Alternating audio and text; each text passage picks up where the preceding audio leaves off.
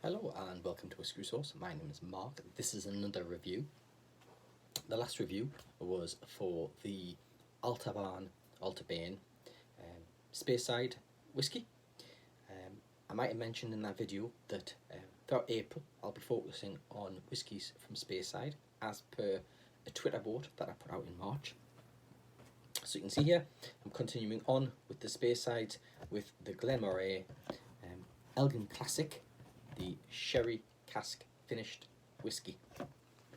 Now, Glen Moray are owned by a French company, the second largest spirits group in France, a company called Martiniquais. I can't pronounce these things, but roughly that's how it's said. So they're owned by this French company. Glen Moray, as I say, it's a Speyside single malt whisky. In terms of this particular offering, just bear with me a second while I grab the prices for these things. As always, I've done a little bit of research into what we're looking at for pricing. Okay, on there. So here it is. Let's see if we can boost that bottle up a touch. So it's just in shot. Glen Moray. That's the box it comes in. Okay, so I'm going to pour a dram. I'll tell you a bit of information about this whiskey. So, cannot make that any higher. I should have really prepared here, shouldn't I? With some kind of a boosty box. There we go. That's better. Bit of a boosty box. I'm aware of these things. The bottle should really be in shot. It's taken me until now to realise that the bottle should be in shot. But we learn. We live and learn. Right. Glen Moray. It's 40% ABV whisky. It is a non-age statement. It is widely available. You can pick it online from places like the Masters of Malt and the Whisky Exchange. They both sell it for £26.95. You can also pick it up from the supermarket. Typically, places like Sainsbury's, it's on offer. Usually for around £22 is the normal price for this thing. It is on Amazon for £22. However, at the moment it is on offer for £18. If you're interested in that, down in the description there will be a link, and of course there'll be a link to my website, to my review. But yeah, I'm going to pop a link down into the description for the cheapest price I find it. As soon as the video goes out, if that link's still giving the offer price, go click it, and why not try and save yourself a little bit of money. Don't know whether or not you want me to do that, but I'm going to try. Pop the link down. I'm also going to bring back the value scores on the video. So it's a non-age statement whisky, 40% ABV. It's chill filtered. It is colour adjusted.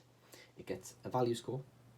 If you've read my previous review on the Altabane, I put a bit of blurb in there about how I've done some analysis of my value scores, because I've now got a big enough data set there to start examining the highest and lowest scores, and I felt that maybe non-age statement whisky had too high a score in comparison to maybe the 10-12-year-old aged whiskies. So I felt that that was probably unjust, so I've made a tweak to the formula. So now the non-age statement whiskies is going to have a lower value score to reflect the difference between that and age statement whiskies. So this sherry matured Glen Moray scores 88, sorry, not 88, my mistake there, I'm reading the wrong line.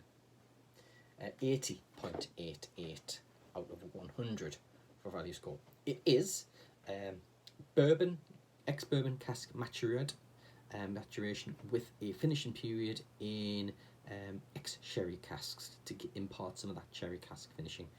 Don't know much about what time it's spent in the sherry casks, but usually for these things it's between 3 months and maybe a year, 3 months, 6 months generally.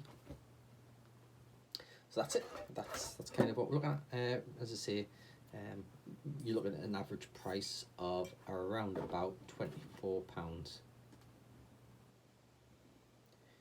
Yeah, 24.48, but you can get it on offer for 18 at the minute, so why not? Let's leave that bottle there. Right, onto the nosing and the tasting of this one. So yes, it's got some sweet and some sherry notes to it, as you would expect. The sherry notes are softer than you would normally expect from sherry matured whiskies, but of course this isn't sherry matured, it is finished.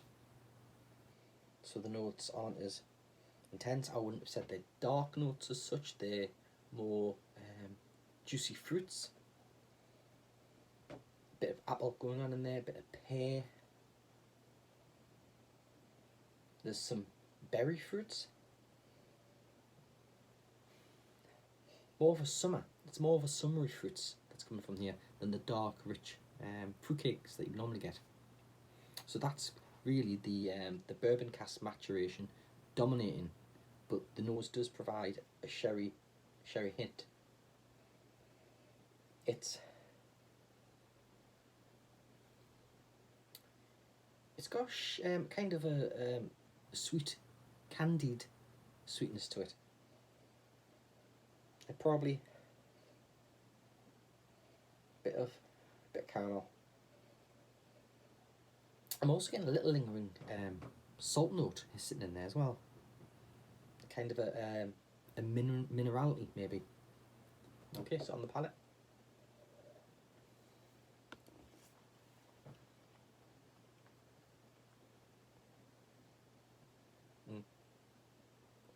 So it's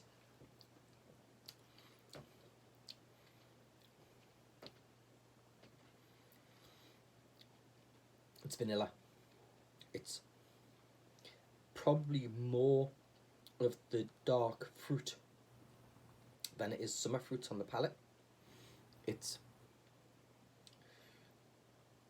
plums and raisins.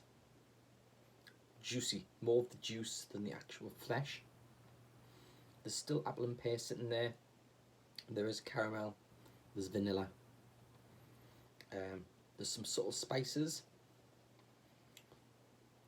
The spices aren't particularly hot. It's more the alcohol that's presenting the heat. There's a touch of oak.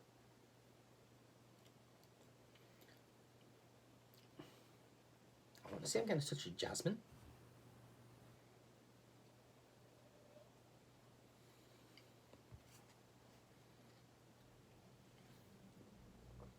This, in terms of texture, is sitting on the border between oily and watery. There's just enough oil there to give it a nice enough mouthfeel. If you would add water to this, you'd probably push it too much in, very much into the watery, and I think it would lose some of its body. This was bought by my wife when she went to one of the supermarkets, and she just came back with it. So it was totally unexpected. It's one of these whiskies that I've seen on the shelf quite a few times. I picked it up, I had a look at it, and I put it back down. I haven't really given it much more thought. I do enjoy this bottle. It's tasty. It's a good everyday sipper. As you can see, I've had not an awful lot of it.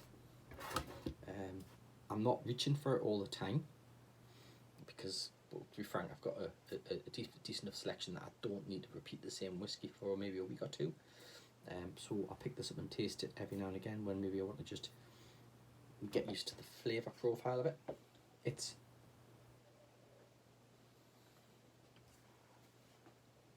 competent above. It's not massively complex. It gives what you would expect a 20-something pound sherry influenced Speyside whiskey would give.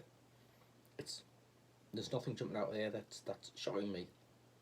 It's competent enough for what it does.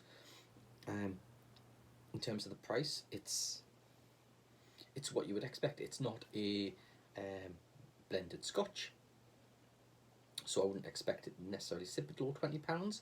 I think they've probably pitched the price, certainly the supermarkets, correctly for this. Would I recommend it? Yes, I would recommend it.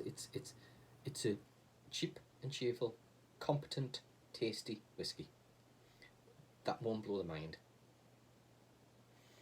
think that's pretty much all I've got to say about it. To be honest, I would say if you can get it on the deal that's currently on offer at Amazon, then fantastic. It's not going to disappoint, and it's one that you can certainly enjoy with your mates once all this COVID restrictions is relaxed. And it's a good starter for the evening, I would say. And certainly if you've destroyed your palate and you've had some heavy eyelays, or you've had a heavy night and you want to just move on to something a bit cheaper that is going to still offer pleasant flavour, this could be one of the ones to drop to. It's not bad at all whiskey. It is.